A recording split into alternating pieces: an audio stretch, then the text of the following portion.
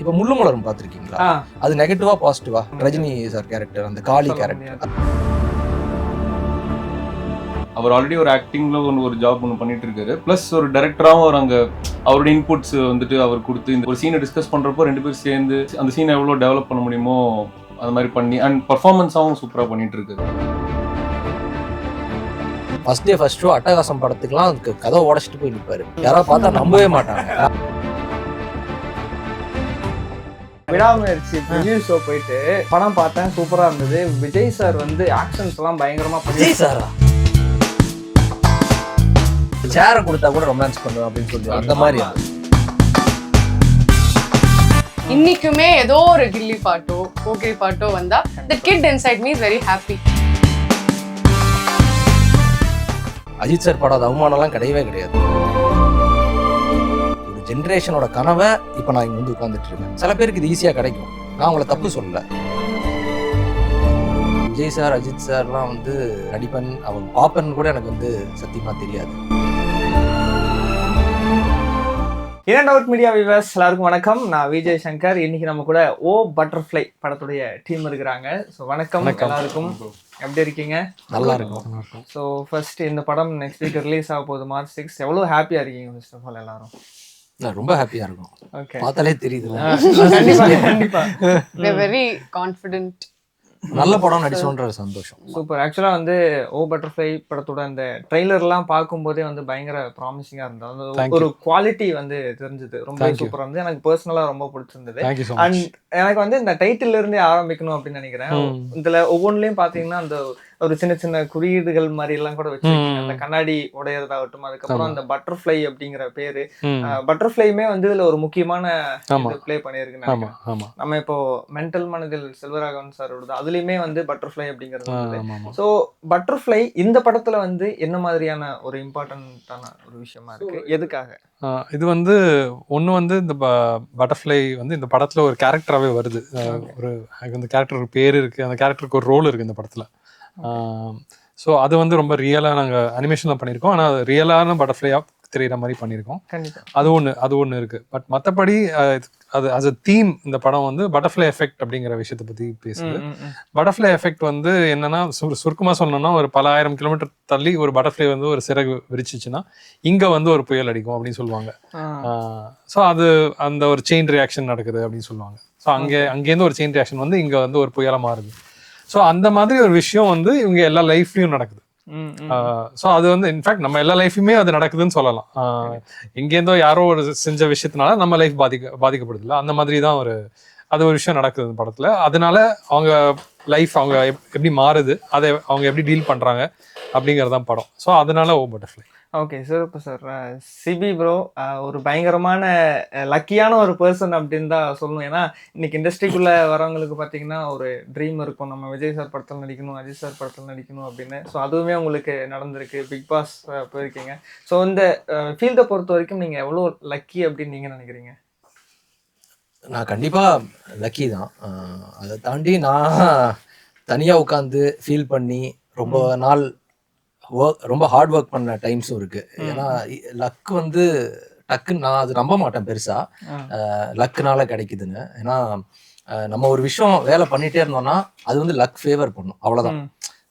Right place right டைம்னு சொல்லுவாங்கல்ல, அந்த மாதிரி. ஸோ நான் சின்ன வயசுலேருந்தே கண்ணாடி கிடச்சிச்சுன்னா நடிச்சு பார்க்க ஆரம்பிச்சிருவேன், இல்லை ஏதோ டைலாக் சொல்ல ஆரம்பிப்பேன். ஸோ இதெல்லாம் பண்ணிகிட்டே இருப்பேன். இன்னொன்று, எனக்கு விஜய் சார் அஜித் சார்லாம் வந்து நடிப்பன் அவங்க பாப்பன் கூட எனக்கு வந்து சத்தியமாக தெரியாது.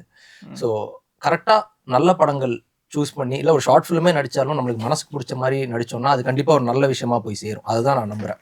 பிடிக்காம எந்த வேலையும் பண்ணக்கூடாது. ஸோ நான் பண்ண விஷயங்கள் எல்லாமே பிடிச்சி தான் பண்ணேன். ஸோ அந்த விஷயங்கள் தான் நான் அடுத்தடுத்து கொடுப்பேன். லோகேஷ் அண்ணாவோட கண்ணில் வந்து அந்த ஒரு படம் வஞ்சகர் உலகம் பண்ணேன். அந்த கண்ணில் அந்த படம் படும்போது இவன் இந்த பையன் ஏதோ டேலண்ட் இருக்கேன்னு சொல்லி எடுத்து அந்த மாஸ்டரில் கூப்பிட்டாரு. ஸோ அந்த மாஸ்டர் பார்த்துட்டு அடுத்தடுத்து வாய்ப்புகள், பிக் பாஸ் இல்லை அந்த மாதிரி. ஸோ நம்ம பண்ணுறத நம்மளோட முழு மனசோட ஃபுல் எஃபோர்ட்டை கொடுத்து பண்ணோன்னா, எந்த ஒரு இன்ஹிபிஷனும் இல்லாமல் பண்ணோன்னா கண்டிப்பாக அதுக்கான வாய்ப்பு வந்துட்டே தான் இருக்கும்.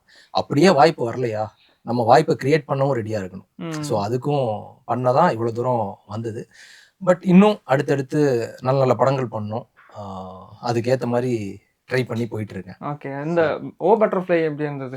அதே தான். இப்போ கண்டிப்பாக சார் வந்து என்னோட ப்ரீவியஸ் ஒர்க் கண்டிப்பாக பார்த்துருப்பாரு. அந்த ஒர்க்லேருந்து தான் என்னை கூப்பிட்டுருக்காங்க. ஏன்னா அதுக்கு முன்னாடி எங்களுக்கு பர்சனல் கனெக்ஷன்லாம் எதுவுமே கிடையாது.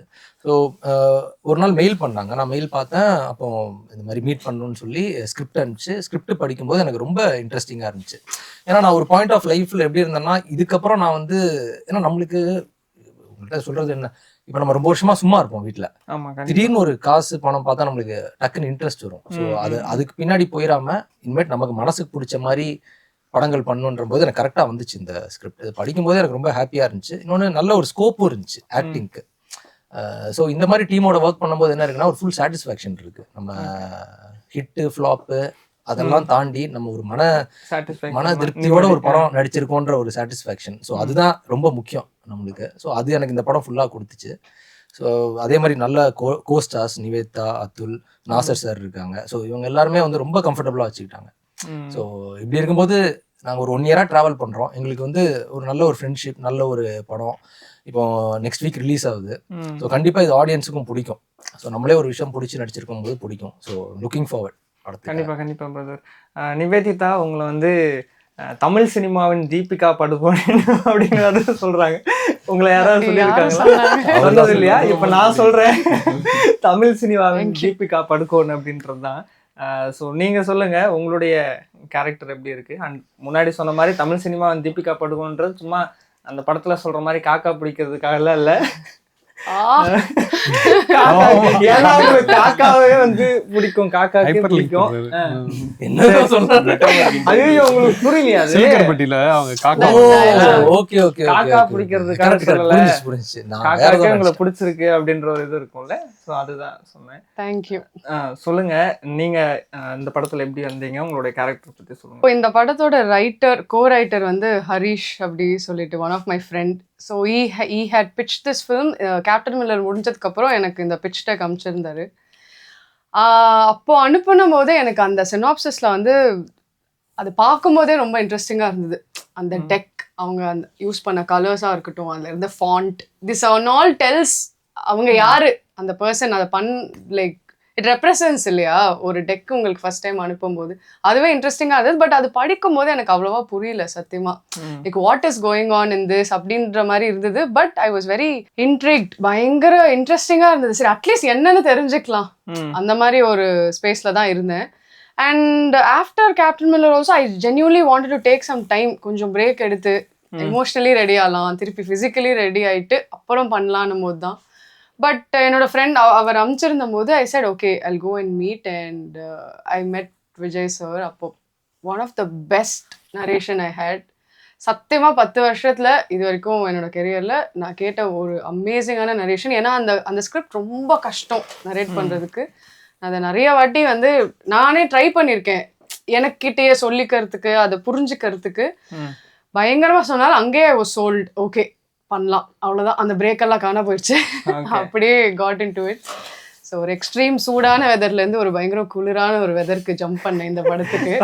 கோத்தகிரியில் ஷூட் பண்ணோம். Very beautiful experience. கேரக்டர் பற்றி சொல்லணும்னா வந்து நாங்கள் நம்ம எல்லாருக்குள்ளேயுமே இருக்கிற ஒரு குட் பேட் அந்த மாதிரி யூஸ்வலாக வந்து ஸ்டீரியோ டைப் தான் இருக்கும் இல்லையா கேரக்டர்ஸ். அது ரெண்டுத்துக்கும் நடுவில் ஒன்று இருக்கும், கிரே.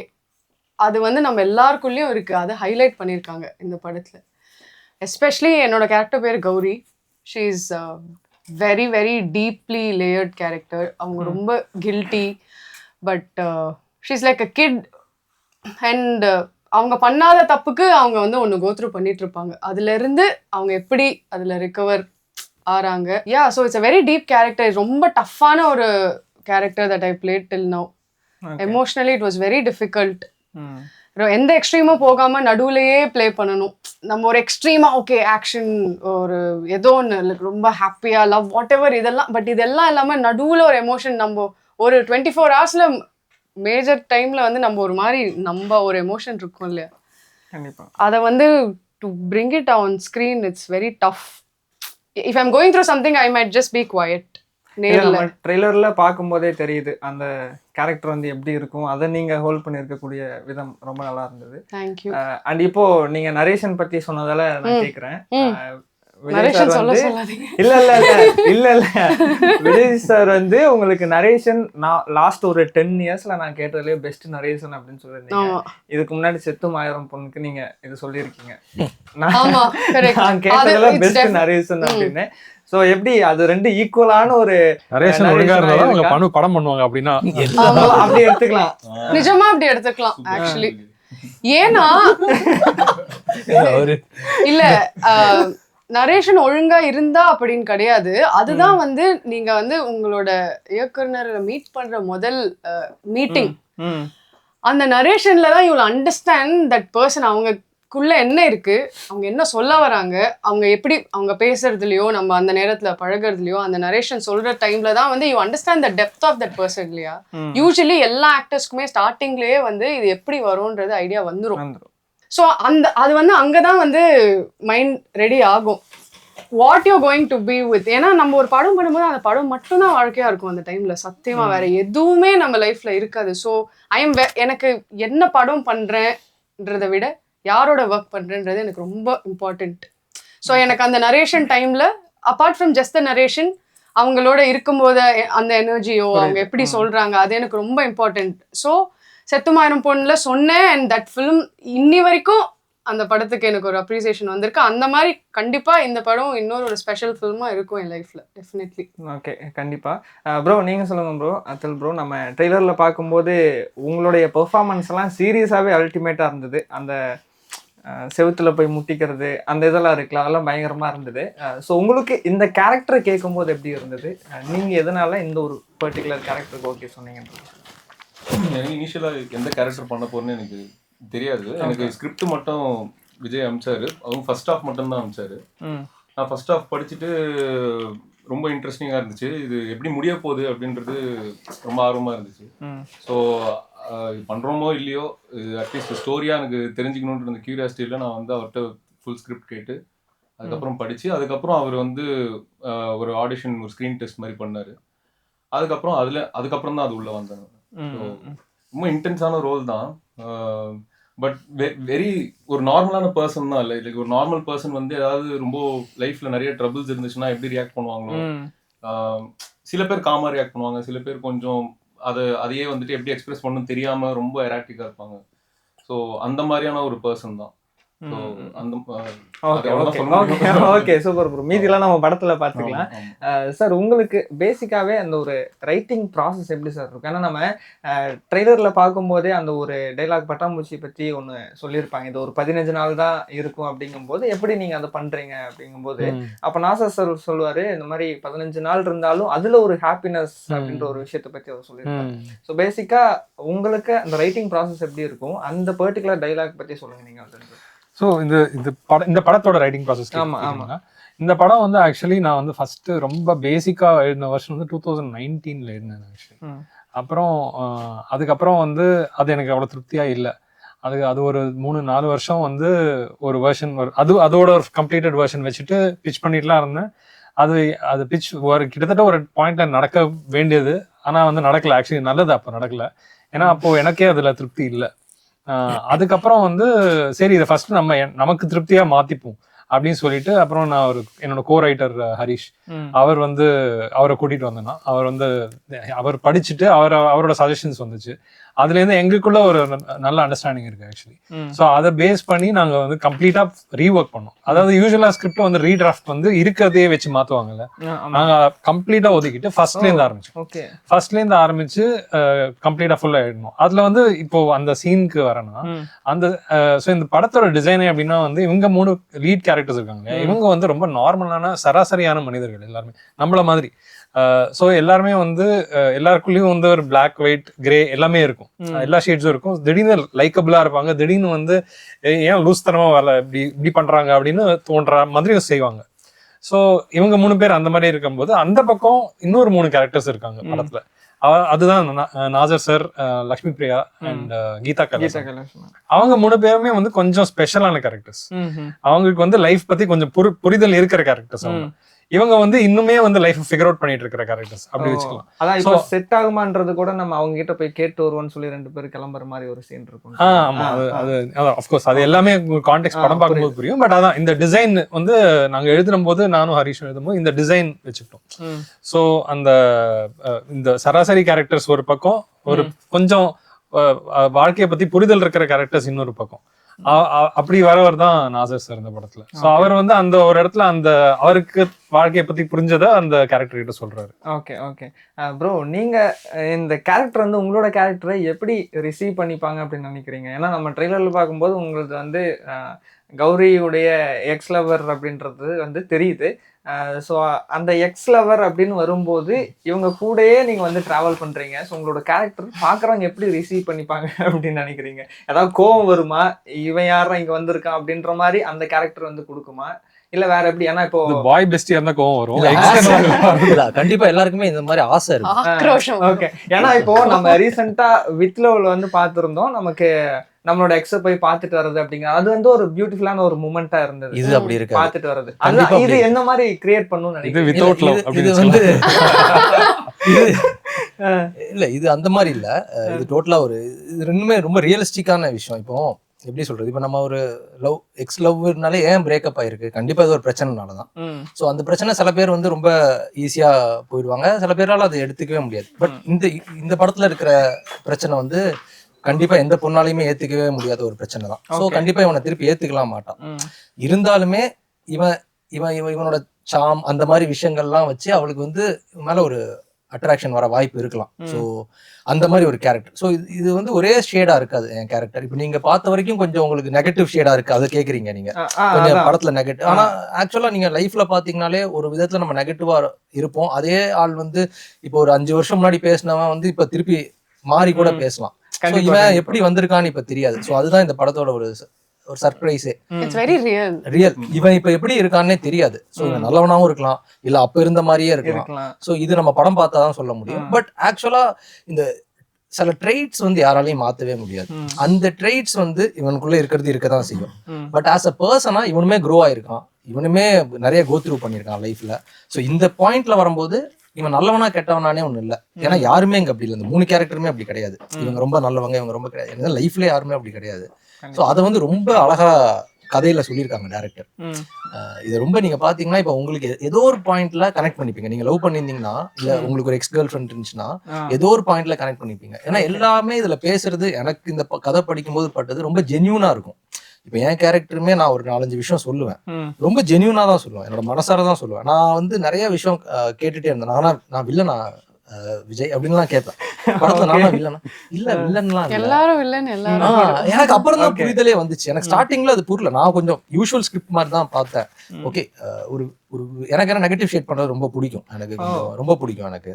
ஸோ நான் அந்த ஒரு மைண்ட் செட்ல இருந்தேன். அப்புறம் தான் இந்த ரியலிஸ்டிக் ஜோன் புரிஞ்சதுக்கு அப்புறம் இன்னுமே அதை நான் இன்னொரு படி போயிட்டு இன்னும் இதை எப்படி இன்னும் ரியலா பண்ணலான்றது தான் இது. ஸோ இந்த கேரக்டரை பொறுத்த வரைக்கும் அந்த ட்ரெய்ட்ஸ் இருக்கு, அவனுக்குள்ள இருந்த பழைய ட்ரெய்ட்ஸ் இருக்கு. But he is a different person now. So இவன் எப்படி இவங்க லைஃபை சேஞ்ச் பண்றான்றது. இப்போ நெகட்டிவ் ஷேட் பண்றது ரொம்ப பிடிக்கும், ரொம்ப சொல்லிருந்தீங்கல்ல, அது என்ன மாதிரி? ஏதாவது இதுக்கு முன்னாடி வந்த படங்கள்ல இந்த ஒரு கேரக்டர் அப்படின்னு பர்டிகுலரா மென்ஷன் பண்ண முடியுமா? பர்டிகுலரான்னு இல்ல, எனக்கு இப்போ நெகட்டிவ்னே நான் சொல்லக்கூடாது. இப்போ முள்ளு மலரும் பார்த்திருக்கீங்களா? அது நெகட்டிவா பாசிட்டிவா? அந்த கேரக்டர் ரஜினி சார் கேரக்டர், அந்த காளி கேரக்டர், அது சொல்ல முடியும். பட் அதுல ஒரு ஒரு ஒரு ஒரு ஒரு இது இருக்கும், ஒரு ஆட்டிடியூட் இருக்கும். அவர் வந்து எல்லாத்தையும் சிம்பிளா எடுத்துப்பாரு. அவர் அந்த தங்கச்சியை கல்யாணம் பண்ண அந்த மாதிரி சொல்றேன். நெகட்டிவ்னா ரொம்ப வில்லனா நான் சொல்லல. இப்போ ஒரு படத்துல வில்லனா நடிக்கணும் அப்படி சொல்லல. ஒரு கேரக்டருக்கு வந்து அதுக்கான ஒரு இன்டெலிஜென்ஸ் கண்டிப்பா இருக்கணும். ஏன்னா அப்பதான் நடிக்கும் போது நம்மளுக்கும் அந்த ரொம்ப டம்மா இருந்துச்சுன்னா நம்மளுக்கே நடிக்கும் போது இருக்காது. அவனுக்கான அந்த இதுவும் இருக்கணும். ஏன் இவன் இப்படி பண்றான், இப்போ ஒரு தப்பே பண்றான். இப்போ அரவிந்த் சாமி சார் இருப்பாரு தனி ஒருவன், அவர் அதுல தப்பா, ஆனா அவருக்கான ஒரு ஜஸ்டிபிகேஷன் இருக்கும், அவர் வளர்ந்த சூழ்நிலைகள் இருக்கும். ஸோ அதை வச்சுட்டு பண்ணும்போது நம்ம வில்லனா நடிக்கலாம் தேவையில்லை. நம்ம நார்மலா இருந்தாலே பாக்குறவங்களுக்கு இவன் ஏதோ தப்பா இருக்கு. ஸோ இந்த மாதிரி சொல்றேன். இது உண்மையா சொல்ல போனா என்னை விட நல்ல ரைட்டிங்ல தான் இருக்கு கேரக்டர்ஸ் பண்றது. ஸோ பட் எனக்கு நெகட்டிவ் ஷேடும் பிளே பண்ண பிடிக்கும்னு சொல்றேன். லைக் நாட் ஓன்லி ஒரு ஹீரோவா மட்டும் நடிக்கணும் அப்படி இல்லை, எனக்கு நெகட்டிவும் பிடிக்கும். நல்ல கேரக்டர் வந்துச்சுன்னா ஒரு 5 நிமிஷம் ஒரு படத்துல வந்தா கூட அந்த கேரக்டர் ரொம்ப ஒரு இன்டென்ஸா இல்லை ஏதோ ஒரு இது இருந்துச்சுன்னா எனக்கு அதுவும் பண்ண பிடிக்கும். I'm open for everything. சிறப்பு பிரதர். நீங்க சொல்லுங்க, நீங்க நிறைய இடங்கள்ல மென்ஷன் பண்ணியிருக்கீங்க, எனக்கு வந்து இந்த இன்செக்யூரிட்டிஸ் வந்து பிரேக் பண்ணுது ஹலிதா அப்படின்னு சொல்லி. அப்படியா? பயங்கரமா ரிசர்ச் பண்ணிருக்கீங்களே. ஆமா ஆமா ஆமா உண்மைதான் அது. பிகாஸ் மகளிர் மட்டும் was my first film. But அது வந்து என்னையே அறியாம பண்ண ஜஸ்ட் அவுட் ஆஃப் ஸ்கூல் அந்த படம் பண்ணும்போது. பட் ஸோ ஆப்வியஸ்லி அந்த ஏஜ்ல எல்லாருக்கும் சில இன்செக்யூரிட்டிஸ் இருக்கும் இல்லையா. பட் சில்லுக்கருப்பட்டி பண்ணும்போது ஹலிதா எனக்கு அப்போ நிறைய இருந்துச்சு. Because I am just entering to this big world என்ன அப்படின்ட்டு. பட் அந்த படத்துல வந்து she didn't want me to wear any kind of makeup. நீயா வா. ஆக்சுவலி ஒரு இன்ட்ரெஸ்டிங்கா ஒன்று இருக்கு. it may take little long but Halitha வந்து எனக்கு ஃபர்ஸ்ட் வந்து எடுத்துட்டு வந்த கதை வந்து வேற. அந்த கதை வந்து வந்தாங்க என்னை முதல் வாட்டி மீட் பண்ணி அதை நரேட் பண்ணியாச்சு. பண்ணிட்டு போனாங்க. அப்புறம் 1 month டச்லேயே இல்லை நாங்கள் கம்ப்ளீட்டா. ஸோ நான் நினைச்சேன் ஓகே இந்த படம் இல்லை அப்படின்ட்டு I just left it. And then after 1 month she came back. வந்த ஸ்கிரிப்ட் வந்து அதுதான் காக்கா கடி. ஸோ என்னோட வீக்ல எல்லாம் என்ன மதுன்னு கூப்பிடுவாங்க. அதுதான் என்னோட ரியல் நேம். ஸோ என்னை மீட் பண்ணதுக்கு அப்புறம் she road that script on my self. So அந்த ஏஜ்ல நான் இருந்த பொண்ணு தான் அந்த character. So when somebody good just ஒரு அன்கண்டிஷனல் லவ் ஒரு பர்சனாலிட்டி மேல இருந்து அதையே ஒரு கேரக்டரா எழுதி நீ எந்த மேக்கப்பும் போடாத நீயாரு எந்த இம்பர்ஃபெக்ஷன்ஸ் இருந்தாலும் பரவாயில்ல ஜஸ்ட் கோன்னு சொல்லி அந்த படம் ஹிட் ஆனோடனே எவ்ரிதிங் வெண்ட் அவுட். ஸோ அப்போ ஐ அண்டர்ஸ்டுட் நம்மளோட யூனிக்னஸே வந்து யூ பீயிங் யூ தான். இல்லைன்னா you're gonna be someone else இல்லையா. ஸோ அந்த நேரத்தில் வந்து எனக்கு பயங்கரமான ஒரு கான்ஃபிடென்ஸ் எனக்குள்ள வந்துச்சு. Not like arrogance, not that kind of confidence, but confidence about myself, who I am and I like being my செல்ஃப்ன்றது வந்து அங்கதான் அது உடஞ்சு. Then I was very young at that time. But அது ஒரு பிளெஸிங்கா கூட சொல்லலாம் அந்த நேரத்துல உடஞ்சதுக்கு அப்புறம். and then there was no looking back. எதை பத்தியுமே வந்து கவலையே இல்லாம அந்த மாதிரி ஆயிடுச்சு. ஓகே. அப்ப அந்த காக்கா கடியில இருந்த கேரக்டர் தான் உங்க ரியல் அந்த ஏஜ்ல அப்படி இருந்தேன். இப்போ எனக்கு தெரியல நான் இப்போ அப்படி இருக்கேன். ஓகே. ஸோ ஹலிதா எடுத்துட்டு வந்தது தான் அந்த ஆக்சிடென்டல் கிஸ். அப்போ வந்து அவங்க கிட்ட கேட்டப்ப என்ன சொன்னாங்கன்னா அந்த ஆக்சிடென்டல் கிஸ் அந்த இது பண்றதுக்கான ஒரு மெச்சூரிட்டி அப்ப அந்த பொண்ணு கிட்ட இல்ல, அதனால நான் அது பண்ணல. சோ வேற ஒரு கதை அந்த பொண்ணை பார்த்து அவங்கள வச்சு எழுதுனது தான் அப்படின்னு தான் சொன்னாங்க. So when somebody like admires you, see நான் அட்மையர்னா அப்படி சொல்லல. ஒரு எந்த டைரக்டருமே ஒரு கேரக்டர் எழுதும் போது அது ரொம்ப லவ் பண்ணி தான் எழுதுவாங்க சத்தியமா. அது குட்டோ பேடோ ஏதோ ஒன்று. ஸோ அந்த மாதிரி வந்து என்னை வந்து ஃபர்ஸ்ட் படத்துல எழுதும் போது எனக்கு obviously I'm very excited about it and I felt very good about myself. So அதுக்கப்புறமா அப்படிதான் அது உடைஞ்சது. அப்புறம் people accepted me so much that film became such a big hit. இன்னி வரைக்கும் அந்த படத்தை பத்தி பேசுறாங்க. அதுதான். ஓகே. எனக்கு இதுல இன்னொரு டவுட் என்ன அப்படின்னா, இப்போ இதே மாதிரிதான் மணிகண்டன் அவருக்கும் வேற ஒரு கதை வச்சு அதுக்கப்புறம் அது பண்ணல வேற ஒண்ணு கொண்டு வந்த உள்ள அப்படின்னு சொல்லியிருந்தாங்க. சோ அதுதானா இந்த ஆக்சிடென்டல் கேஸ்ல நீங்க 2 பேரும் அப்போ காஸ்டிங் ஃபைனல் பண்ணல. Okay okay okay. நான் அவ்வளோ அறிவும் இல்லை எனக்கு அந்த கேள்விலாம் அப்போ கேட்க. எனக்கு அவங்க ஒரு amazing director. She came, narration பயங்கரமா இருந்தது அப்பயும். I really like that space and I set I just blindly to it. அவ்வளவுதான். நரேஷனுக்காக படம் பண்ணியாச்சு. ஓகே ப்ரோ, நீங்க சொல்லுங்க. ஆல்ரெடி அந்த சீன் பத்தி நான் கேட்டிருந்தேன். இந்த செவுத்துல போய் முட்டிக்கிறது, எனக்கு அந்த ட்ரெய்லர்ல வந்து செவுத்து போய் கிஸ் பண்ற மாதிரிலாம் ஒரு சீன் இருக்குல்ல சார், அந்த சீன் எப்படி நம்ம நடிக்கும் போது நீங்க எப்படி பண்ணீங்க? கூட இருந்தவங்க எல்லாம் இவங்க எல்லாம் எப்படி அந்த டைம்ல ரியாக்ட் பண்ணாங்க? அந்த சீன் ஆக்சுவலி அது வந்து இவங்களுக்கு கேளுங்க. நீங்க எனக்கு தெரிஞ்சு அது பயங்கர ஃபன் மொமெண்டா இருந்திருக்கும்னு நம்புறேன் நானு. நீங்க நினைக்கிறீங்க நீங்க அவர் கிஸ் பண்ணது பிடிச்சிருந்துச்சுல ப்ரோ, அவர் யாரை நினைச்சு பண்ணாருன்னு கேளுங்க. சரி சொல்லுங்க. இல்ல நீங்க நினைக்கிறீங்களா பயங்கர ஃபன் மொமெண்டா இருக்கும்? அது ஆக்சுவலி ஃபன் மொமெண்டாவே இல்ல. இது ரொம்ப ஸ்பாட்ல இல்ல, அது ரொம்ப இன்டென்ஸான மொமெண்டா தான் இருந்துச்சு. ஓகே. ஏன்னா படத்துல ரொம்ப இன்டென்ஸான மொமெண்ட் அது. நீங்க சொல்லுங்க, உங்களுக்கு அந்த பர்టిక్యులர் சீன் எக்ஸ்பீரியன்ஸ் எப்படி இருந்தது? இல்ல அது நான் நடிக்கிற மத்த ஷாட்டுக்கு வந்து பாக்குறது யாரும் வரல. ஆமா, அந்த ஷாட் நடிக்கும் மட்டும் மொத்த செட்டு வந்துட்டு கேமராக்கு முன்னாடி போய் என்ன பண்ண போறேன் இப்போ அப்படின்னு சொல்லிட்டு எல்லாம் உட்காந்து நம்ம வேற வழி இல்ல பண்ணிதான். ஆமா கண்டிப்பா. யாரையும் நினைச்சுலாம் பண்ணல. நம்மளாமா செவுத்து மேல நிஜமாவே காதல் கொண்டு பண்ணாரு. செவுரு ரொம்ப நாளா பாத்துட்டு இருந்தாரு. ரொம்ப நாளா நாங்க அங்கதான் ஒர்க் பண்ணோம். சோ பாத்துட்டே இருந்துட்டு இருந்தா அதான் ப்ரோ அவரு கமல் சார் மாதிரி சொல்லிருப்பாரு. அந்த சேரை கொடுத்தா கூட ரொமான்ஸ் பண்ணுவேன் அப்படின்னு சொல்லி அந்த மாதிரி. ஆனா அந்த மாதிரி பண்ண முடியாது. சார் நீங்க சொல்லுங்க. நம்ம ஆல்ரெடி சொன்ன மாதிரி நாசர் சார் இருக்காரு, கீதா கைலாசம் மேம் இருக்காங்க. ஸோ அவங்கெல்லாம் வந்து எவ்வளோ பெரிய ஆர்டிஸ்ட், எவ்வளோ படங்கள் பண்ணியிருக்கிறாங்க, அவங்களுடைய பெர்ஃபார்மன்ஸ் எல்லாம் நம்ம ஸ்க்ரீன்ல பார்த்துருக்குறோம். ஸோ இப்படி ஒரு ஸ்டார் காஸ்ட் வச்சு ஒர்க் பண்ணும்போது எப்படி இருந்தது, அதை நீங்க எப்படி ஹேண்டில் பண்ணீங்க? நான் முன்னாடி சொன்ன மாதிரி அந்த 3 கேரக்டர்ஸ் இருக்காங்க இல்லையா, நாசர் சார், இல்லை கீதா கைலாசம், லக்ஷ்மி பிரியா, அது 3மே கொஞ்சம் அந்த வாழ்க்கையை பத்தி புரிதல் இருக்கிற கேரக்டர்ஸ். அதனாலேயே வந்து கொஞ்சம் அந்த அந்த மாதிரி ஆக்டர்ஸ் தான் நாங்க பாத்துட்டு இருந்தோம். அப்ப எங்களுக்குலாம் வாழ்க்கைய பத்தி புரிதல் இல்லன்னு சொல்றீங்க? சுத்தமா இல்ல. இந்த விஷயம் எனக்கு இப்பதான் தெரியுது. புரிதல் இல்ல 30 வயசுல எனக்கும் இல்ல, அதனால சொல்றேன். ரியலாவே இல்ல. ஓ அப்ப உண்மையாவே இப்ப இல்லன்றீங்க? 30 வயசுல புரிஞ்சுட்டா அது வந்து நிஜமா இல்ல, நான் ஒத்துக்கிறேன். அந்த கேரக்டர்ஸ் வந்து 3 பேருமே வந்து லைஃப்ல மிஸ்டேக்ஸ் பண்ணின கேரக்டர்ஸ்.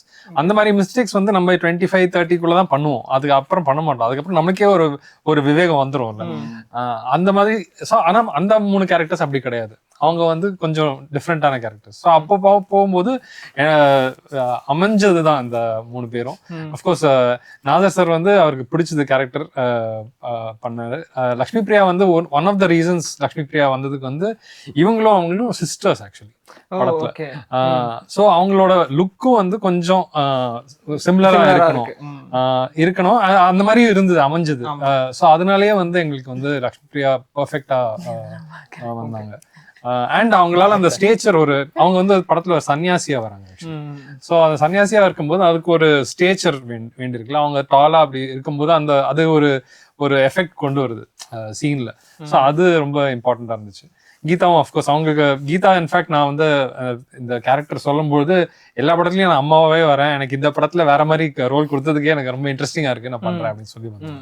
ஆனா நான் இதை சொல்லணும், நான் மறந்தே இவங்க 2 பேருக்கும் எனக்கு இருந்த மாதிரி எனக்கு நாசர் சாரோடையும் லக்ஷ்மி பிரியாவோடையும் நிறைய time I spend with them working. அது வந்து நிஜமாலே one of the best experience தான். It was so good. The kind of conversations I've had with Nassar sir, அது வாழ்க்கையை பத்தி புரிதல் வர்றதுக்காக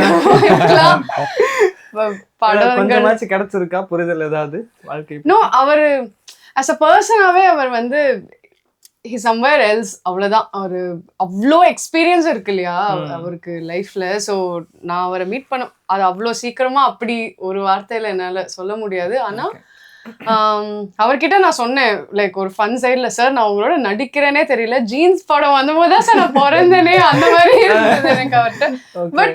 பட் இந்த ஸ்டார் அப்படின்றதுலாம் ஒண்ணுமே இல்லை. I've had like proper dinner table conversations with him, நிறைய விஷயங்கள் I've spoken to him. It was amazing. And even LP like Lakshmi Priya, she is a phenomenal actor. நான் வந்து ஆக்சுவலி இந்த கேரக்டர் அவங்களோட எனக்கு இருக்கிற சீக்வன்சஸ்ல நான் ரொம்ப ட்ரபிள்டா இருப்பேன் படத்துல. பட் அதை நான் பண்றதுக்கு என்னோட கோ ஆக்டர் டெஃபினட்டா ரொம்ப சப்போர்ட்டிவா இருக்கணும், இல்லைன்னா it's not very easy to pull that off. Because you don't really do that அவ்வளோவா ரியல் லைஃப்ல பண்ண மாட்டோம், unless it's your parents are close friends இல்லையா. ஸோ அவங்களுமே அமேசிங்கான ஒரு performer, and she has a great understanding of life also, to be honest. Okay bro, நீங்க ஒரு இன்டர்வியூல சொல்லியிருந்தீங்க ஆக்சுவலா, நீங்க வந்து விஜய் சார் கூட படம் பண்ணிட்டீங்க, அஜித் சார் கூட படம் பண்ணிட்டீங்க. ஸோ அஜித் சாரா விஜய் சாரா அப்படிங்கிற ஒரு கொஸ்டின் வரும்போது 2 பேரும் எனக்கு பிடிக்கும், பட் ஆப்வியஸா நான் தலைவர் ஃபேன் அப்படின்னு வந்து சொன்னீங்க. Easy answer. ஆமா. ஸோ சொல்லுங்க, ஏன் உங்களுக்கு இந்த ஒரு ஆப்ஷன்ஸ் கொடுக்கும்போது கூட ஆப்ஷன் தாண்டி வெளியே போய் ஆப்வியஸா நான் தலைவர் ஃபேன் அப்படின்னு சொல்லி உட்கார்ற மாதிரி அந்த ஒரு இது இருக்குல்ல. ஸோ எதனால நீங்க அவ்வளோ பெரிய ஒரு தலைவர் ஃபேனா இருக்கீங்க அப்படிங்கிறது சொல்லுங்க, தலைவர் பற்றி. ஏன்னா எனக்கு உண்மையிலே அவரை தான் ஃபர்ஸ்டே பிடிக்கும், அதுதான் உண்மை ஆக்சுவலா. ஏன்னா நான் ஏன்னு தெரில, நான் சின்ன வயசுல இருக்கும்போதே அது ஒரு அட்ராக்ஷன் தானே. நான் ஏதாச்சும் ஒரு சேலம்ல நான் இருந்தேன் ஒரு 10 years, அப்போ பக்கத்துல ஒரு பார்க் இருக்கும். அப்போ ரஜினி சார் மாதிரியே ஒரு சின்ன பையன் ஒரு டீனேஜர் இருப்பான்னு சொல்லி அவர் கூடலாம் நான் போயிட்டேன். அவர் ஏதோ ஒர்க் பண்றவரு, அப்புறம் எங்கேயோ தேடி பிடிச்சி கண்டுபிடிச்சிட்டு வந்தாங்க. அவர் ரஜினி சார் மாதிரி இருக்கிறான்ற ஒரே காரணம் ஃபேஸ் கட் அப்படி இருக்குன்னு அப்படியே போய் கூப்பிட்டு எங்கேயோ போயிட்டாரு அவரு. ஸோ இது ஏன்லாம் எனக்கு தெரியல, அது ஒரு அட்ராக்ஷன் தான். எனக்கு ரொம்ப பிடிக்கும் அவரை, சின்ன வயசுல இருந்து பிடிக்கும். அவருக்கு ஏன் பிடிக்கும்னு கேளுங்க, அப்பதான் அவருக்கு புரியும் உங்களுக்கு ஏன் ரஜினி சார் பிடிக்கும். அது தெரியும், பாத்தீங்கன்னா அஜித் சார் ரொம்ப பிடிக்கும். எங்க அப்பா வந்து ஒரு டாக்டர் சைக்காட்ரிஸ்ட், ஆனா அப்படி இருக்கவே மாட்டாரு. ஃபர்ஸ்ட் டே ஃபர்ஸ்ட் ஷோ அட்டகாசம் படத்துக்குலாம் அதுக்கு கதவை உடைச்சிட்டு போய் நிப்பாரு. யாராவது பார்த்தா நம்பவே மாட்டாங்க. நாங்க கணபதி ராம் தியேட்டர்ல இதெல்லாம் உடஞ்சி நிக்கிறோம் நானும் எங்க அப்பாவும். நீங்க அவரை நம்புவீங்களா? ஒரு டாக்டர் சைக்காட்ரிஸ்ட் சண்டைக்கெல்லாம் போவாரு. அஜித் சாரை பத்தி நான் அவரை போய் மீட் பண்ண வைக்கும் போது அவ்வளவு ஹாப்பியா இருந்தாரு. நான் வந்து இந்த சினிமால வந்ததுல ஒரு பெரிய எனக்கு நல்ல விஷயம் நடந்தது. ஒரு 1 hour சார் அஜித் சாரும் எங்க அப்பாவும் பேசினாங்க 1-on-1. அவர் யூஸ்வலா மீட்டிங்ஸ் யாருக்குமே கொடுக்க மாட்டாரு. ஆனா என்ன கூப்பிட்டு அப்பாவை கூப்பிட்டு வா தாய்லாண்டுக்கே கூப்பிட்டு வர சொன்னார். அங்க ஷூட்டிங் நடந்துச்சு. இல்ல சார் அப்பா இங்க நீங்க வந்தோன்னா சொல்லுங்க. ஆனா வந்து கூப்பிட்டு ஒரு 1 hour எங்க அம்மா அப்பா 2 பேரும் பேசணும். ஸோ இதெல்லாம் வந்து நான் யோசிச்சதே கிடையாது இந்த அளவுக்கு ஒரு இது நடக்கும்னு. ஏன் பிடிக்கும்னா எனக்கு அவரை ரொம்ப பிடிக்கும். விஜய் சாரா எனக்கு அவரை கூட நடிக்கும்போது எனக்கு அவ்வளவு பிடிச்சிருந்துச்சு. நான் அவரை வந்து அவரை பார்க்கும்போது என்னடா பயங்கர நம்ம படத்துல பாக்குறதோட வேற மாதிரி இருந்தாரு. அதுவும் நீங்க மாஸ்டர் லுக் எல்லாம் பாத்தீங்கன்னா அவர் அதுல பயங்கரமா இருப்பாரு அவரு. ஸோ எனக்கு அமைஞ்சிருச்சுங்க. நான் அது ஒரு மாதிரி இவங்க 2 பேரும் கூட நடிச்சது வந்து நான் யோசிக்கவே இல்லை. பட் ரஜினி சாரோட நடிக்கணும்னு ஆசைப்பட்டிருக்கேன். அதை இன்னொரு இன்டர்வியூலையும் சொன்னேன், ஆசைப்பட்டிருக்கேன். பட் நம்ம நினைக்கிறது கண்டிப்பா அமையும், நடக்கும். சோ இதுதான். ஓகே, மற்றபடி ரீசன்லாம் சொல்ல முடியாது. எனக்கும் அதே மாதிரி தான். பயங்கரமான தலைவர். அதுக்கு என்ன ரீசன் சொல்ல முடியும்? மொபைல் வால்பேப்பர் முதல் கொண்டு அவர் தான் இருக்காரு. ஆமா, ஆனா ரீசன் தெரியாது. நான் எல்லா இடத்துலயும் ஒட்டிலாம் வச்சிருப்பேன். நான் ஸ்டில்ஸ் எல்லாம் ஃபுல்லா ஒட்டி வச்சிருந்தேன். இப்பதான் கொஞ்சம் அந்த அளவுக்கு பண்ணல. வாழ்க்கையில புரிதல் இவங்க எல்லா இதுலயுமே வந்து போன இன்டர்வியூலயும் இல்லங்க, இதெல்லாம் சின்ன சின்ன ஹாப்பினஸ். இப்ப ரஜினி சார் நீங்க திருப்பி பாருங்க, நான் அதை ஏன் சொன்னேன்னு உங்களுக்கு புரியும். ஒரு 10 வருஷம் கழிச்சு பாருங்க புரியும். இல்ல உண்மை என்னன்னா இப்ப இதெல்லாம் வந்து நம்ம ஒரு ஹோப் கொடுக்கறது தான். இப்ப இவங்க எல்லாம் பார்க்கும்போது நம்மளுக்கு ஒரு ஹாப்பியா இருக்கும், ஒரு இதா இருக்கும். நம்ம சினிமா அதுக்கு தானே வந்தோமே. இங்க படம் நடிக்கிறோம், இங்கெல்லாம் உட்கார்ந்துட்டு இருக்கோம். நாளைக்கு நம்ம படம் தியேட்டர்ல ரிலீஸ் ஆகுது. இப்ப நம்ம மாதிரி ஒரு பேக்ரவுண்டே இப்ப எனக்கெல்லாம் யாருமே தெரியாது. நான் எங்கேயோ ஒரு ஊர்ல படிச்சுட்டு இருந்தேன், சேலத்துல வந்து ஒரு 10 years எங்கேயோ இருந்தேன். சினிமா நடிக்கணும்னா அப்படியே அனுப்பிச்சிருப்பாங்க. சினிமாவா என்னடா? பட் அதெல்லாம் தாண்டி அங்க பாடுறா ஒரு ஸ்டார் இருக்காருல, அந்த மாதிரி நம்ம என்னைக்காச்சும் அந்த ஸ்கிரீன்ல வந்துடணும் அப்படின்னு ஒரு நினைப்புல தான் நம்ம ஓடி ஓடி ஓடி. எனக்கு தெரிஞ்சு நாங்க எல்லாருமே அப்படிதான் நினைக்கிறேன். யாரையாவது ஒருத்தரை பார்த்து ஒரு இன்ஸ்பிரேஷன் எடுத்து வந்து இன்னைக்கு இங்க உட்கார்ந்துட்டு இருக்கோம். அது வந்து நீங்க இங்க இருக்கீங்க, உங்களுக்கு நாளைக்கு உங்களுக்கு பெரிய ஆம்பிஷன் இருக்கும் கண்டிப்பா. சோ அல்டிமேட்டா நமக்கு சினிமா தான். சோ பேசிக்கா அதுக்கான முயற்சி பண்ணிட்டு இருப்பீங்கல்ல, அதுக்கு ஏதாவது ஒரு ஹோப் வேணும்ல. அது ஹோப்பா நான் அவரை பார்த்தேன். ஒருவேளை நீங்க சினிமால இப்படி வர்றதுக்கு அப்பாவும் ஒரு வகையில காரணமா? அப்பாவுக்கும் சினிமால இன்ட்ரெஸ்ட் இருந்ததா? இல்ல ரொம்ப அது உண்மையா. அப்பாவுக்குமே டைரக்டர் ஆகணும் ரொம்ப பெரிய ஆசை. எனக்கு தெரிஞ்சு நாங்க இங்க வந்து சென்னை வந்ததுக்கு மெயின் ரீசனே அது ஒரு ரீசன். அப்பா கதை சொல்லுவாரு போயிட்டு, நானும் கூட போய் உட்காந்துருப்பேன். நிறைய மலையாளம் ப்ரொடியூசர் அங்கங்க போவோம், பாகிராஜ் சார் போவோம், கதை சொல்லுவாங்க. எனக்கு என்ன ஒரே ஒரு ரொம்ப கஷ்டமா இருக்கும்னா, எங்க அப்பா ஒரு டாக்டர், நான் அவர் அப்படி பார்ப்பேன். லைக் ஒரு இடத்துக்கு போனார்னா அவ்வளோ, ஒரு ஹாஸ்பிட்டலுக்குள்ள போனார்னா அவ்வளோ இதா சீஃபா இருப்பாரு, அப்படி இருக்கும். பட் அதே இது ஒரு கதை சொல்லும் போது எப்படி சொல்றது, ஒரு ஏதோ ஒரு இப்போ ஏதோ ஒரு சேனலுக்கு போறாங்கன்னு வச்சுக்கோங்களேன், யாராவது ஒருத்தர் வருவாங்க, அங்க உட்காருங்க. அவங்களுக்கு அது யூஸ்வல். டெய்லி 10 பேர் வருவாங்க, 15 பேர் வருவாங்க. எனக்கு வந்து அது பார்க்கும்போது எனக்கு ஒரு மாதிரி இருக்கும். என்னடா அவருக்குமே அந்த ஒரு இது இருக்கும், என்னடா இவங்கெல்லாம் இப்படி சொல்றாங்களேன்னு. ஸோ இதெல்லாம் வந்து எனக்கு வந்து எப்படி இருந்துச்சுன்னா, சரி ஒரு விதத்துல நம்ம வந்து இதெல்லாம் தாண்டி தான் வரணும். ஏன்னா இப்ப யாரை கேட்டாலுமே சில அவமானங்களை கடந்துதான் வரணும். இது எனக்கு அஜித் சார் சொன்னாரு. அஜித் சார் படாத அவமானம் எல்லாம் கிடையவே கிடையாது. ஸோ இதெல்லாம் பார்க்கும்போது எங்க அப்பா என்கிட்ட சொல்லுவாரு, டேய் கோவம் மட்டும் படாத. ஏன்னா எனக்கு கொஞ்சம் கோவம் வரும். கோவப்படாத, பொறுமையா இரு, இது எல்லாத்தையும் தாண்டி தான் வரணும் அப்படின்னு சொல்லி போய் உட்கார்ந்து சில பேர் வெயிட் பண்ணிட்டு பார்க்காம கூட போயிடுவாங்க. ஸோ இந்த மாதிரி விஷயங்கள்லாம் நம்ம முன்னாடியே போய் பார்த்ததுனால. பட் அவர் இன்னுமே இப்போ கேட்டீங்கன்னாலும் கதை வச்சுட்டு ரெடியா தான் இருப்பாரு. ஸோ சில பேரோட ஒரு இப்போ நான் ஒரு ஆக்டர் ஆகணும்னா ஒரு ஜென்ரேஷன் ஆகுது, புரியுதுங்களா உங்களுக்கு? ஒரு ஜென்ரேஷனோட கனவை இப்போ நான் இங்க வந்து உட்கார்ந்துட்டு இருக்கேன். சில பேருக்கு இது ஈஸியா கிடைக்கும், நான் அவங்கள தப்பு சொல்லல. ஏன்னா இது அவங்களோட இது அப்படி. இப்போ சில பேரோட ஆக்டர்ஸோட சன் வருவாங்க, அவங்களுக்கு அது ஈஸி. ஏன்னா அவங்க அப்பா அவ்வளவு கஷ்டப்பட்டு இருப்பாரு. யாருமே இங்க கஷ்டப்படாம எதுவுமே கிடைக்காது. ஸோ ஒரு விஷயமும் நம்ம ட்ரை பண்ணி ஏதாவது ஒரு ஜென்ரேஷனாச்சும் ரொம்ப கஷ்டப்பட்டு இப்போ நீங்க யாரை கேட்டாலுமே அந்த மாதிரி ஒண்ணு இருக்கும். என்னை பொறுத்த வரைக்கும் யாருமே அப்படி ஈஸியா வந்துட்டு நாளைக்கு வந்து இப்போ ஸ்டார்லாம் அவ்வளவு சீக்கிரம் ஆயிட முடியாது. they have to go through their own இது. Super brother.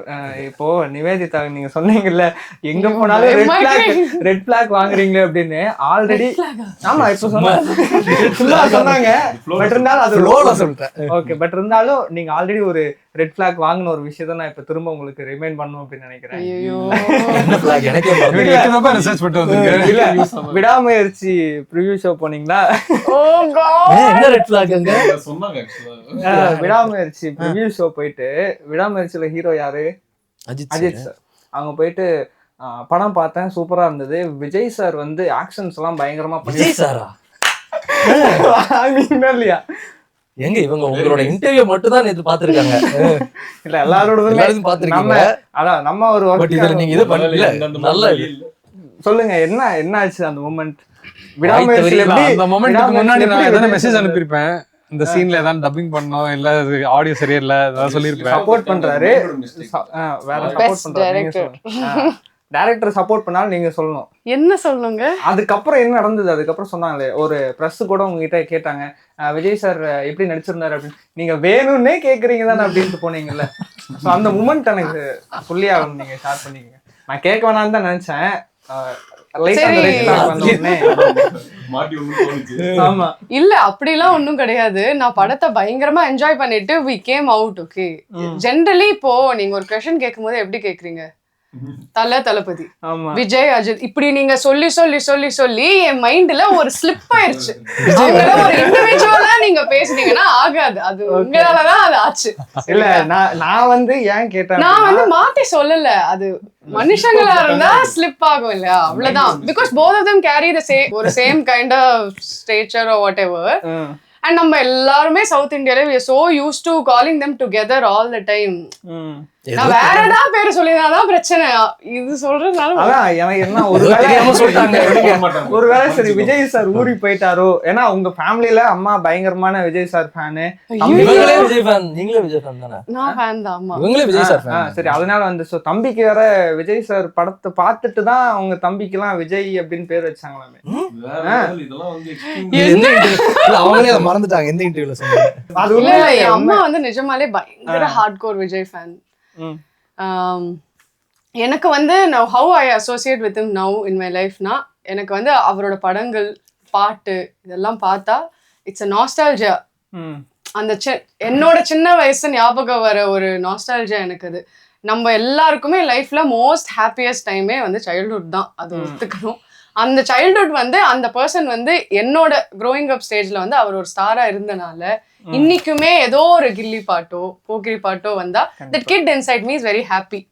So எல்லா 90s கிட்ஸ்க்கும் அப்படி இருக்கும், அதுதான், வேற ஒண்ணுமே இல்லை. சரி, ஓகே. ரெண்டு பேருமே இப்போ அருண் மாதேஸ்வரன் சாருடைய ஒரு ஆக்டரா இப்ப மாறி இருக்கீங்க. நீங்க ஆல்ரெடி பண்ணிட்டீங்க கேப்டன் மில்லர்ல. நீங்க டிசில இருக்கிறதா கேள்விப்பட்டோம், உண்மையா? சொல்லலாம். ஆமா, ஒரு சின்ன ரோல் பண்றேன் நான். ஓகே, சின்னதா பண்றேன். அதை பத்தி டீடைலா போவேனா, எப்படி வந்துட்டு இருக்கு அந்த எக்ஸ்பீரியன்ஸ் ஷேர் பண்ணிக்கலாம். லோகேஷ் கனகராஜ், ஏன்னா ரெண்டு பேருமே ஒரு டைரக்டர்ஸ், அருண் மாதேஸ்வரன், லோகேஷ் கனகராஜ் அப்படிங்கிறது. ஸோ அவங்களதெல்லாம் நீங்க பாத்திருக்கீங்களா? அவங்க ரெண்டு பேருக்குள்ள இருக்கக்கூடிய அந்த ஒரு அண்டர்ஸ்டாண்டிங் எல்லாம் எப்படி இருக்கு? அந்த மாதிரி ஷூட்டிங் ஸ்பாட்ல நடக்கிற விஷயங்கள் மட்டும். அவங்க செம்ம ஜாலியா ஃப்ரெண்ட்ஸ் மாதிரி இருக்காங்க ஆப்வியஸா. ஸோ அண்ட் ரெண்டு பேருமே டைரக்டர்ஸ்னால ஒரு சீன்ல வந்துட்டு ஒரு டைரக்டர் ஒரு ஆக்டர்னு இல்லாம அவர் ஆல்ரெடி ஒரு ஆக்டிங்ல ஒரு ஜாப் ஒன்று பண்ணிட்டு இருக்காரு. பிளஸ் ஒரு டைரக்டராகவும் அவர் அங்கே அவரோட இன்புட்ஸ் வந்துட்டு அவர் கொடுத்து இந்த ஒரு சீனை டிஸ்கஸ் பண்றப்போ ரெண்டு பேரும் சேர்ந்து அந்த சீனை எவ்வளோ டெவலப் பண்ண முடியுமோ அது மாதிரி பண்ணி அண்ட் பர்ஃபார்மன்ஸாகவும் சூப்பராக பண்ணிட்டு இருக்காரு. அவர் அது படம் பார்க்கும்போது உங்களுக்கு தெரியும். அண்ட் ஆக்ஷன் தான், கம்ப்ளீட் ஆக்ஷன், எமோஷன்ஸும் ஹையா இருக்கும். ஓகே, நல்லா வந்துட்டு சூப்பராக வந்துட்டு. Okay okay brother. சார் நீங்கள் சொல்லுங்கள் சார். நான் ஒவ்வொரு டேரக்டருமே வந்து தனக்குன்னு ஒரு ஜானர் மாதிரி நிறைய டேரக்டர்ஸ் ஃபிக்ஸ் பண்ணி வச்சிருக்கிறது பார்க்குறோம். இவரோட படங்கள்னா லவ் படங்கள் கண்டினியூஸாக வரும், இவர் த்ரில்லர் எடுப்பார். அந்த மாதிரி சாருக்கு ஏதாவது வச்சிருக்கீங்களா? இல்லை, அந்த மாதிரி ஜான்ரெல்லாம் கிடையாது. ஓகே, எனக்கு வந்து ஒரு கேரக்டர் ஜேர்னி இருக்கணும் படத்தில். அந்த மாதிரி எந்த மாதிரி எந்த ஸ்கிரிப்டாக இருந்தாலும் it be interesting for me. Okay, so இதில் அதான் ட்ரை பண்ணியிருக்கேன். அந்த ஸ்டார்டிங்லேருந்து எனக்கு வந்து ஒரு we see through one character. அந்த ஒரு கேரக்டரோட ஜேர்னி வந்து should be reflected in the audience அவங்களோட கனெக்ட் ஆகி ஆடியன்ஸ்க்கு அந்த ஜேர்னி வரணும். அந்த மாதிரி எந்த ஸ்கிரிப்டாக இருந்தாலும் இன்ட்ரெஸ்டிங் தான். அது எந்த ஜான்ராவும் அது அப்புறம் அந்த ஸ்கிரிப்ட் டிஃபைன் பண்ணும் அது எந்த ஜான்ரால பொருந்தும் அப்படிங்கிறது. இப்போ இதே ஜேர்னி வந்து இந்த படத்துல வந்து ஒரு கேரக்டர் இருக்குன்னா இன்னொரு படத்துல அது ஸ்போர்ட்ஸ்ல ஃபிட் ஆகலாம். சொல்றேன், நான் சும்மா ஒரு எக்ஸாம்பிளுக்கு சொல்றேன். ஸோ அந்த ஜான்ரா வந்து அதுதான் டிட்டர்மின் பண்ணும். பட் இந்த ஜேர்னி தான் இம்பார்ட்டன்ட் நினைக்கிறேன். நம்ம என்ன கத்துக்கிறோம் அந்த கேரக்டர் வழியா, ஆடியன்ஸா நம்ம என்ன கத்துக்கிறோம் லைஃப் பத்தி, when we see the film through that character அப்படின்ற அந்த கனெக்ஷன் உண்டாகிற மாதிரி ஸ்கிரிப்ட் எதுவாக இருந்தாலும். ஓகே, இந்த படம் உங்களுக்கு என்ன கற்றுக் கொடுத்துச்சு? ஐ திங்க் நம்ம லைஃப்ல வந்து நிறைய விஷயங்கள் நடக்கும் நம்மளை சுத்தி. அது வந்து சிலது நம்மளால கண்ட்ரோல் பண்ண முடியும், சிலது நம்மளால கண்ட்ரோல் பண்ண முடியாது. அதை கிரேஸ்ஃபுல்லா அக்செப்ட் பண்ணிட்டு லைஃப்ல முன்னால போகணும் அப்படிங்கிற விஷயம் தான். அதுதான் இந்த படத்தோட மெயின் கருவுன்னு சொல்லணும். Okay, super. இப்போ ஜானர் வந்து ஃபிக்ஸட் கிடையாது. இந்த ஒரு ஆக்டருக்கு நான் படம் பண்ணணும், ஏன்னா அல்டிமேட்டா ஒவ்வொருத்தருமே இவருக்கு ஒரு படம் பண்ணணும் அப்படின்ற ஒரு கோல் வச்சிருப்பாங்க. ஸோ அந்த மாதிரி உங்களுக்கு ஏதாவது இருக்கா? இல்லை, ஐ திங்க் இந்த டைரக்ஷனை வந்து ஒரு கரியரா பார்க்குற போக்கு எனக்கு ரொம்ப உடன்பாடு கிடையாது. இது வந்து இதில் வந்து நம்ம ஒரு ரவுண்டு வரணும், நம்ம வந்து ஒரு இந்த மாதிரி வந்து இந்த படங்கள்லாம் பண்ணணும் அப்படின்னு ஒரு மேப் மாதிரி பண்றதுல எனக்கு சத்தியமா உடன்பாடு கிடையாது. எனக்கு வந்து அது ஒரு கதை சொல்லணும் அப்படின்னு தோணுச்சுன்னா அதை அந்த ஃபார்மேட்ல சொல்லணும். இப்போ ஃபார் எக்ஸாம்பிள் வந்து எனக்கு ஒரு ஷார்ட் ஃபிலிம் ஐடியா வருதுன்னு வச்சுக்கோங்களேன், அதை வந்து இல்லை நம்ம ஷார்ட் ஃபிலிம்லாம் பண்ணக்கூடாது, நம்ம வந்து ஃபீச்சர் தான் பண்ணணும் அப்படின்னு சொல்றதுல பாயிண்ட் இல்லை. அந்த கதை வந்து ஷார்ட் ஃபிலிம்ல தான் போறதுன்னா அது ஷார்ட் ஃபிலிம்ல தான் பண்ணிக்கணும். அந்த மாதிரி ஒரு அப்ரோச் தான் எனக்கு ஒர்க் ஆகும். அது மற்றவங்க பண்ணுவாங்க, அதை பத்தி சொல்றதுக்கு இல்லை. பட் எனக்கு அதுல உடன்பாடு கிடையாது. ஓகே, சரி. இப்போ எல்லாருமே நீங்க சொல்லுங்க, இந்த படத்துல இருந்து உங்களோட டேக் அவே என்ன, ஏன் இந்த படம் பார்க்கணும் அப்படிங்கிறதுக்கான? இது வந்து ரொம்ப எமோஷனலான ஒரு ஃபிலிம் தான், ஆனா இதை வந்து ரொம்ப என்கேஜிங்கா த்ரில்லர் ஃபார்மேட்ல ப்ரெசென்ட் பண்ணியிருக்கோம். அது அண்ட் ஒரு தியேட்ரிக்கல் எக்ஸ்பீரியன்ஸா அதை வந்து கொடுக்கணும்னு ட்ரை பண்ணியிருக்கோம். ஐ திங்க் அதுதான் வந்து இது மெயினான ஒரு இம்பார்ட்டன்டான விஷயம். ரிலேஷன்ஷிப் படங்கள் யூஸ்வலா நம்ம த்ரில்லர் ஃபார்மேட்ல பார்க்க மாட்டோம். இது வந்து ரிலேஷன்ஷிப் படம், ஆனா இது ஒரு த்ரில்லர். அதுதான் இதோட மெயின். இல்லை அதே தான் ப்ரோ. படம் வந்து ரொம்ப ஒரு தியேட்ரிக்கலான ஒரு படம். நிறைய பேர் உட்காந்து பார்க்கும்போது நிறைய விஷயங்கள் என்ஜாய் பண்ணுவோம். இப்போ நீங்கள் ஃபர்ஸ்ட் டீசர் ட்ரெய்லர் பார்த்தீங்கனாலே உங்களுக்கு சில ஹாரர் ஃபீல் வந்திருக்கும், ஒரு த்ரில்லர் ஃபீல் வந்திருக்கும். ஸோ இந்த மாதிரி ஒரு கதையில், ஒரு ரிலேஷன்ஷிப் பேஸ் பண்ண ஒரு கதையில் இவ்வளோ ஜானர் ஷிஃப்ட் ஆகுதுன்றது கொஞ்சம் அது ரைட்டிங்லேயே இருந்துச்சு. இன்னும் டைரக்ஷன் வந்து அது ரொம்ப நம்ம நினச்சதை விட ரொம்ப நல்லா இருக்கு. ஓகே, உங்களோட டேக் அவே? நல்ல கதைகளாக பண்ணால் சாட்டிஸ்ஃபைடாக இருக்கும்னு புரிஞ்சுட்டோம். ஓகே, நீங்க இது வரைக்கும் இந்த மாதிரி ஒரு ஜான்ரா தமிழ்ல பார்த்தே இருந்திருக்க மாட்டீங்க. சீரியஸா அது கம்ப்ளீட்டான ஒரு புது attempt with completely fresh actors and ஒரு ஃப்ரெஷ்ஷான ஒரு story teller.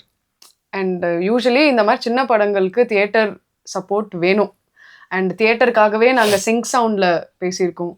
Audio and music பயங்கரமாக இருக்குது. ஓவராலாக எக்ஸ்பீரியன்ஸ் இது ரொம்ப ஒரு சோஷியல் மெசேஜ் எல்லாம் தாண்டி ஒரு பயங்கரமான எக்ஸ்பீரியன்ஸாக இருக்கும். அந்த ஒரு 2 hours நீங்கள் வந்து பார்க்குற அந்த டைம் வந்து ஐ திங்க் நீங்கள் பார்த்துட்டு உங்களோட டேக்அவே என்னன்னு சொல்லணும். அதுதான் நாங்கள் எக்ஸ்பெக்ட் பண்ணுறோம். கண்டிப்பாக சொல்லிடலாம். படம் பார்த்துட்டு March 6th. ப்ரோ, நீங்கள் வந்து உங்களுக்கு அப்கமிங்ல என்னென்ன இருக்கு எல்லாருமே சொல்லலாம். அப்கமிங் உங்களுக்கு டிசின்றது தெரியும், அது போக வேற ஏதாவது? இல்ல, அது போக இப்போ இது ரிலீஸ் ஆனதுக்கு அப்புறம் தான் பார்க்கணும். நான் அந்த மாதிரி வெயிட் பண்ணி சூஸ் பண்ணி தான் பண்றது. ரொம்ப வரது எல்லாமே அப்படி போறது வந்து விட்டுட்டேன். முன்னாடி பண்ணிட்டு இருந்தேன். ஓகே, உங்களுக்கு அப்கமிங்ல இருக்கிற ஹோ பட்டர்ஃப்ளை. ஓகே, அதுக்கப்புறம் ஏதாவது கேட்டுட்டு இருக்கீங்களா? கேட்டுட்டு இருக்கேன், வரும்போது வரும், உங்களுக்கே தெரியும். ஓகே, அலிதா மேம் கூட சீக்கிரம் பண்ணுங்க. அந்த ஆக்சிடென்டல் கேஸ் பெண்டிங்ல இருக்கு, அவங்க கிட்டே சொல்லுங்க. ஓகே, உங்களுக்கு? நான் ஒரு 2 ப்ராஜெக்ட் கம்ப்ளீட் பண்ணியிருக்கேன் ப்ரோ. அனௌன்ஸ்மெண்ட் வரும் இந்த மந்த். எலெக்ஷன் முன்னாடி ரிலீஸ் பண்ற மாதிரி பிளான் இருக்கு. ஸோ மேக்ஸிமம் மந்த்துக்கு மேலே வரும். ஓகே, நீங்க பிளான் அடுத்த சார் ரிலீஸ்க்கு அப்புறம்?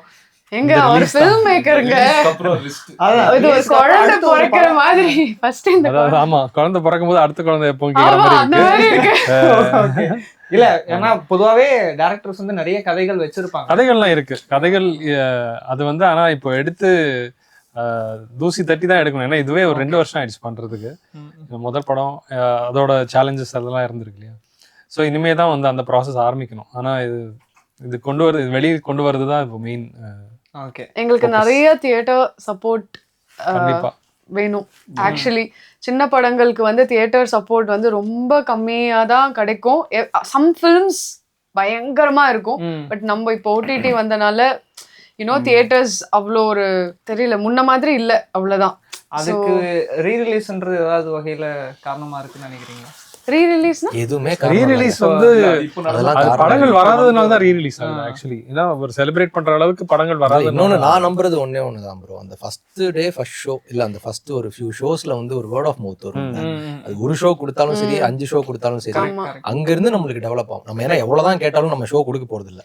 தியேட்டர்ல வந்து நம்ம கேட்கறோன்றதுக்காக எல்லாம் ஷோ எல்லாம் கொடுக்க மாட்டோம். ஏன்னா அவங்க ஒரு இது பாக்குறாங்க, இந்த இது இருக்கு, இந்த இதுக்கு இவ்வளவு ஃபுட்ஃபால் வரப்போகுது அப்படின்னு. ஸோ அங்க போய் ஒரு வேர்ட் ஆஃப் மவுத், இப்போ நீங்க ஆடியன்ஸா பாக்குறீங்களா, பிரசன்ட் மீடியா பாக்குறீங்கல்ல, அந்த வேர்ட் ஆஃப் மவுத் இப்போ நீங்க முன்னாடியே பாத்தீங்கன்னா நல்லா எழுதுறது, இது மூலியமா இப்ப நானே ஒரு படத்துக்கு தான் போவேன். ஒரு படம் நல்லா இருக்குன்னா இப்போ ஏன்னா பார்த்துட்டு ஒரு இது பார்த்துட்டு ரிவ்யூ பார்த்துட்டு அப்படிதான் போறோம். ஸோ எங்களுக்கு என்ன கான்ஃபிடென்ட்டா இருக்குன்னா, எவ்வளவு ஷோ கொடுத்தாலும் கண்டிப்பா இந்த படத்துக்கு வந்து ஒரு ஆடியன்ஸ் வருவாங்க, கண்டிப்பா அது டிசப்பாயின்ட் பண்ணுவோம். அது அந்த நம்பிக்கை இருக்கு. என்னன்னா என்னை பொறுத்த வரைக்கும் ஆக்சுவலி வந்து தமிழ் ஆடியன்ஸ் வந்து is an amazing audience. Best. இப்போ நீங்க பாத்தீங்கன்னா லவர்னு ஒரு படம் வந்துச்சு, அது அதுலயும் ஹீரோ கிடையாது, வில்லன் கிடையாது. ஆனா வந்து ஒரு பியூர் ஹியூமன் ட்ராமா வச்சு அந்த படம் சக்சஸ்ஃபுல்லா ஓடுச்சு. ஸோ அதுக்கான ஸ்கோப் இருக்கு. டிஸ்பைட் அதுல ரொம்ப பெரிய நடிகர்கள் யாரும் கிடையாது. அஃப்கோர்ஸ் மணிகண்டன் வெல்னோன் தான், பட் ரொம்ப பெரிய நடிகர்கள் கிடையாது.